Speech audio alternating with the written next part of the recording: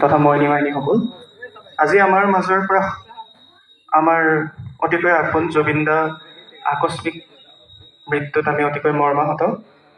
আজি তেখেতৰ দাহ কাৰ্য সম্পন্ন হৈছে। তেখেতৰ প্ৰতি শ্ৰদ্ধা জনাই আজি আমি এই বন্তি প্ৰজ্বলন তথা শ্ৰদ্ধাঞ্জলি অনুষ্ঠানটি আয়োজন কৰিছিলোঁ অনুষ্টুপীয়াকৈ হ'লেও, আৰু ইয়াৰ মাধ্যমেৰে আমি তেখেতলৈ শ্ৰদ্ধা নিবেদিছোঁ। তেখেতৰ পুণ্যাত্মাই সৎগতি লাভ কৰক। অসমৰ হকে অসমীয়া জাতিসত্তাৰ হকে মাত মতা তেখেত এক বলিষ্ঠ কণ্ঠ আছিল, আৰু তেখেতৰ এই ক্ষতি অসমীয়া জাতিয়ে কিমান দিনলৈ ভোগ কৰিব লাগিব আমি নাজানো। আমি অতিকৈ মৰ্মাহত। সমগ্ৰ অসম আজি শোকস্তব্ধ।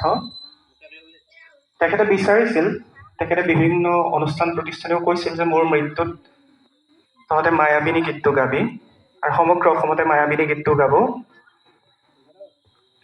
তো তেখেতৰ প্ৰতি সন্মান জনাই তেখেতৰ আত্মাৰ সৎগতিৰ অৰ্থে আমি সেই মায়াবিনী গীতটি ভুলে শুদ্ধই আওৰাব খুজিছোঁ, আৰু আপোনালোকেও মোৰ লগত সহযোগ কৰিব বুলি আশা ৰাখিলোঁ।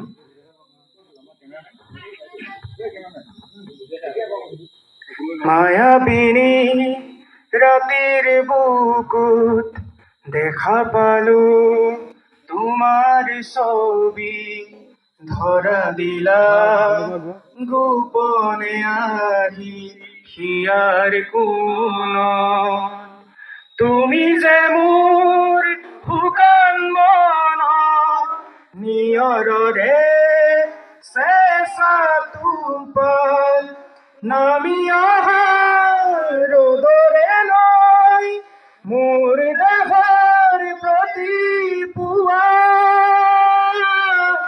ধুমুহাৰ হতে মোৰ বহু যুগৰে নাচোন, এন্ধাৰো সঁচা মোৰ বহু দিনৰে আপোন, নিজানৰ গাম মোৰ শেষ হ'ব ভাবো তোমাৰ বুকুত, মায়াবিনী ৰাতিৰ বুকুত দেখা পালো তোমাৰ ছবি, ধৰা দিলা গোপনে আহি হিয়াৰ কোণত।